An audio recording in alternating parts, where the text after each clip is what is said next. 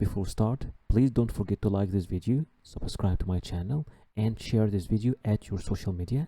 And if you have any question or inquiry, you can write it down there in the comment section or contact me directly at my Instagram. If we look together at the visa policy of Niger, just click over this link over here. We'll show you this page where you can see that only few African countries surrounding Niger can travel to Niger without any need for applying for any visa. For the rest of the world, you will have to apply for visa through the Niger embassy in your country. To fill the visa application form for Niger, just click over this link over here. This page will appear in front of you. Click on the third section here and you can download the visa application form from here. Now it's opening. Let me show you. Okay, and this is the visa application form for Niger. You will have to fill it. You can fill it actually on your computer using your PDF. After filling it, you will have to write, of course, this section here for the official parts, but I'm trying to show you that you can fill it using your computer, and in the end you'll have to print it to write your signature and the date, and you will have to attach this visa application form with all the required documents that we will be speaking about in the end of this video and submit it to the Niger embassy in your country. The first document that you will need for your visa application is your passport.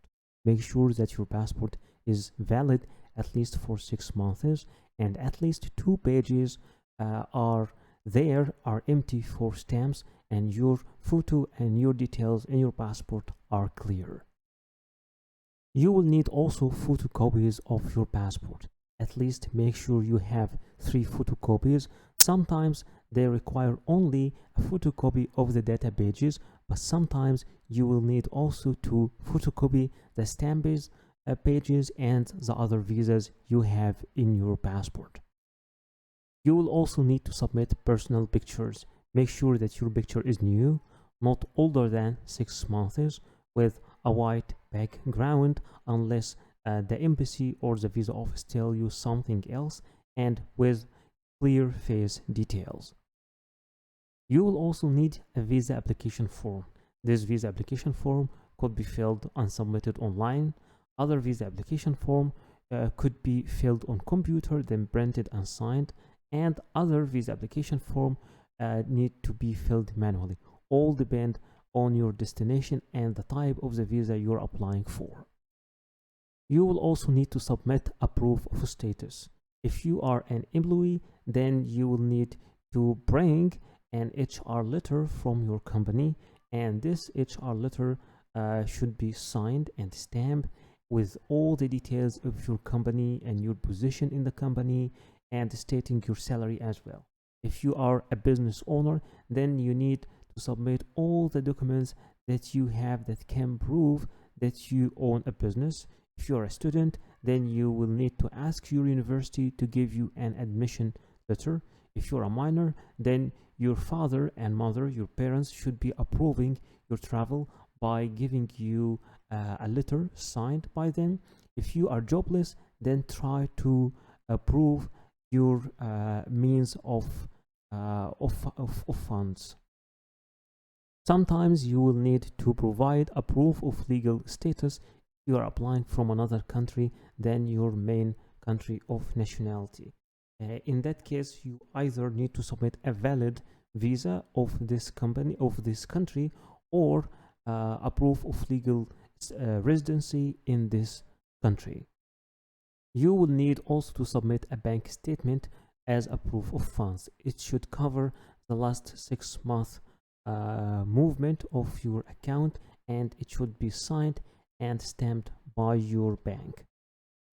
Number 8 is your flight reservation. It should be a round trip, and some countries require you to submit a confirmed ticket, and for others it will be okay to submit a dummy ticket, and I will teach you how to make both of them, the confirmed ticket and the dummy ticket.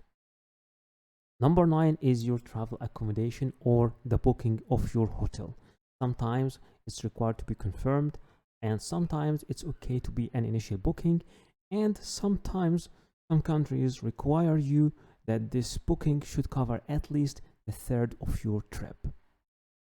Number 10 is your travel insurance, and remember, it's not always necessary, and it should be made from a verified platform or office acknowledged by the country you are traveling to, and it should cover your whole trip. And sometimes it's required to submit a travel insurance that covers a year, and it's minimal.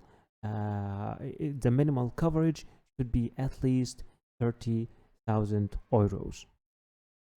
Remember that before applying for the visa, you will need to contact the embassy or the application office and ask them about if there is any change in the documents, or if there is any special documents required from you, because sometimes documents are different from a country to another.